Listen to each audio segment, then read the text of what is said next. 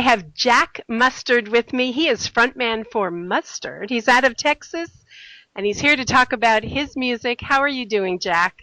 Sherry, I'm doing good. Thank you for having me today. Thank you so much for being here. So you have so much going on. And let's just start with what happened in March. You heard that you were nominated for an Artist in Music Award. Yeah, we had just released the music and had found out Artist in Music Awards nominated Mustard in the Dark album for Rock Artist of the Year award. And so shout out to Artist in Music Award for the nomination, and absolutely really excited about that. And for you, this is sort of relatively a new ride because it was in 2012 that you even began giving these songs life. We started writing in the summer of 2012. Me, along with a poet named Kirsten Vandespyker, we began writing songs. The three songs that are trending, Darklit Bar, Call of Duty, War Call of Duty, and Heaven and Hell, all were written in a 3 to 4 month period and produced and released in March of this year. And so it all happened relatively fast, in the concept of, three songs being in 25, 30 countries right now. It's been an amazing ride, and I'm honored that people like the music. That's the bottom line. That's the main message. Well, I'm fascinated by the fact that you began putting these songs together in 2012. Within, I think it was probably less than a year, you're nominated for a huge award, and now you've got your music all over the world.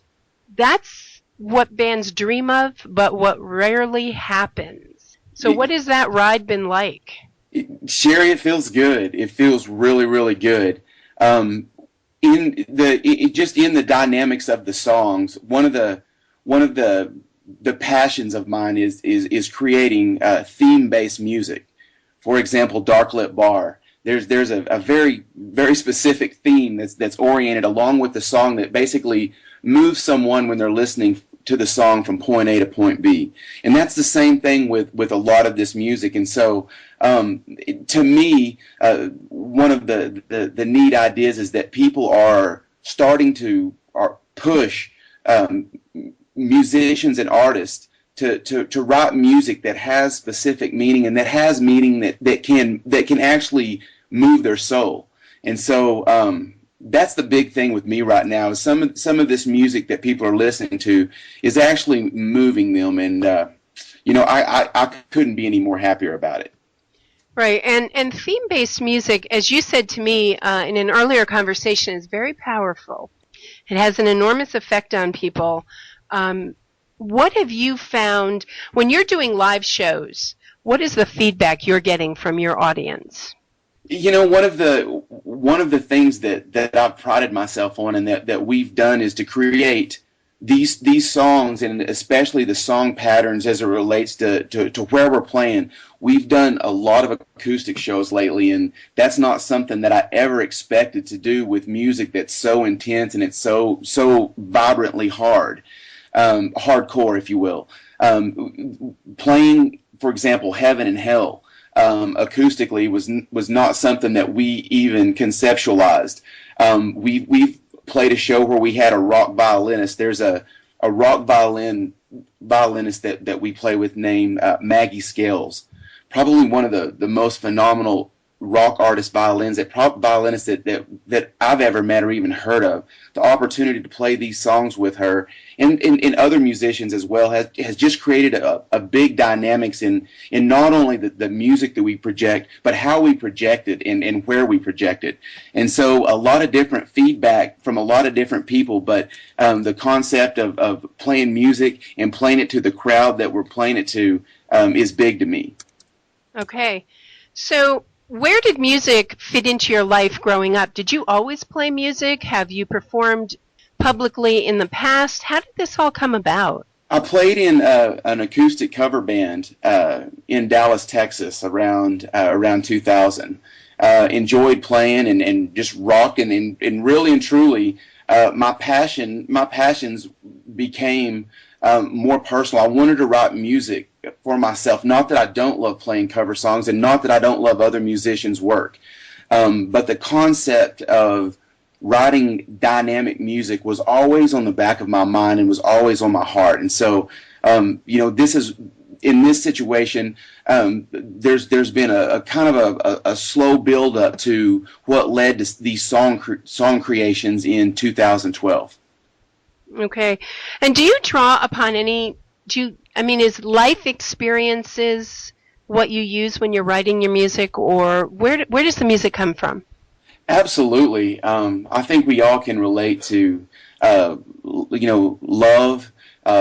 life, death, the concept of dealing with emotions that we may not be completely comfortable with, and managing them. And absolutely, one of the concepts of, for example, heaven and hell was the concept of always knowing that when you live that you're going to die. And one of the concepts of the Dracula theme is that when you do get taken to this next level, you don't go to a death. You get stuck in this middle ground between life and death, between the ability to feel and the ability to love, and all of those things get washed out, but you're still in this soul, or in this body, or in this spirit. And so once again, that's always really mystified me. Is there that middle ground between heaven and hell? And so it was easy to write about it once we got in the mind frame of actually putting these songs to work. They just really kind of built themselves. Now, I noticed on your Twitter page that the picture you have a background image, and it looks to me like it's a headstone with the name Mustard on it. What is that about? Well, I just, it goes back to almost like the 30 Seconds to Mars theme from yesterday. Just the concept that I felt like things were calling me. I felt like there was an emotion. There was a significant structure. There was something was pulling me back to music in 2012. It was one of those things where myself chose a completely different path, began writing, began producing, and began creating this music. But I don't know if it wasn't something that I was pulled to, as well as the music came to me. There was a lot of spiritualism that went on this last year that I feel like helped create the atmosphere to write the music. And so, yeah, that's me sitting on a headstone of my family. And so that was just a significant meaning that, in fact, that I did feel that calling, and I did bring it to fruition. Wow. All right, I'm going to ask you a question. You fill in the blank. Okay. Life is awesome because... Life is awesome because, number one, family. Number two, friends. Obviously, music. But once again, I'm a very, very spiritual person, and so whatever we call our deity, our God, I'm a very, very spiritual man, and I daily feel that calling every day, just to live life, to experience life, to love. And so, yeah, just the opportunity to experience life and to be able to rock and to be able to give back to people, that's to me meaning in itself. That's awesome. Now, as I hear you talk, I get that you have a real clear understanding of life, that life is finite and that you live it to the max, but that we always understand that we're born dying, that we're all on a timer. So let me ask you this. Before you pass from this lifetime, give me 3 things that you have not yet accomplished, but that you wish to. Oh, man. I definitely want to play a European tour, no doubt about it. I definitely want to see my daughter get married. I want to walk her down the aisle, no doubt about it. And obviously, I want the best for my son. And so those things, if I could see my kids grow up and obviously continue to play rock music and have people love my music, being a simple person, Sherry, that would be worth all the millions and all the money in the world right there. You've got a It's got, when you're on stage and you're performing and you see how your music affects your audience, that has to be profound for you. I don't think this is just an individualistic thing towards, for example, Mustard. I think every artist out there, once they get on stage, they feel that energy, and they feel the crowd just as much as the crowd feels them. And so the opportunity to engage with people and engage with people on a musical level, to me, is powerful, because I feel more alive when I'm on stage. I feel more energy than I could ever feel anywhere else. And so that's, to me, that I'm fully alive when I'm in front on stage, especially playing my music. And that's how Mustard in the Dark was created, just with that kind of passion. Obviously, I didn't expect the music to go where it did, but just with that simple passion of, this rocks. I want to feel the energy from you. You can have my energy, but I'm definitely going to pull from you, and we're going to make this house rock. Yeah, that's a good place to start when I go on stage. Where can our audience find you out there on the web? You can go to www.mustardmusic.net.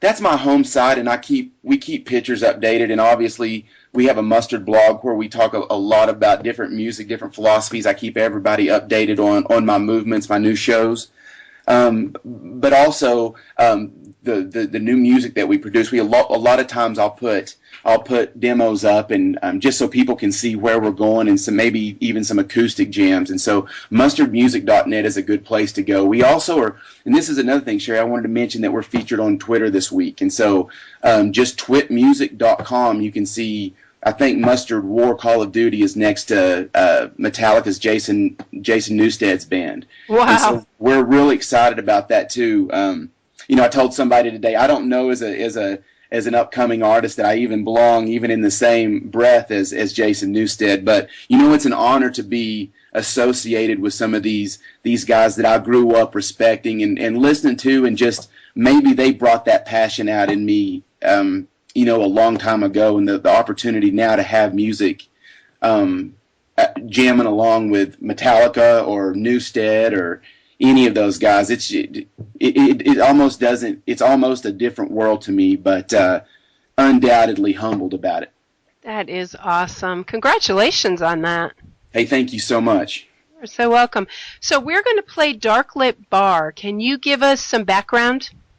Darklit Bar. This is an interesting song, but I think anybody who has ever gone out and maybe you walk into a place and you make eye contact with someone, and there's that instant attraction. And so Darklit Bar, it doesn't necessarily mean that you're going out and you're picking up someone new. It could be that two people meet at a bar just to make things new again. But it's the concept of walking in to a dark place, maybe a place of ill repute. But the bottom line is to walk in and engage with someone, and the emotions that are brought about when you engage with someone, whether it's eye contact or on a superficial physical level, in that environment. And so Darklit Bar is about romance in dark places. That is amazing. I look forward to sharing that with the audience now. One more time, the website. www.mustardmusic.net. All right. Anything else you want to say to the audience before we close? Rock on. Rock on. Well, you rock on. You're doing really well right now on your own. So we look forward to seeing what the future holds for you. And please stay in touch with us. We're honored to be featured, and just wanted to let you know we love you guys. So thank you very much. Appreciate it.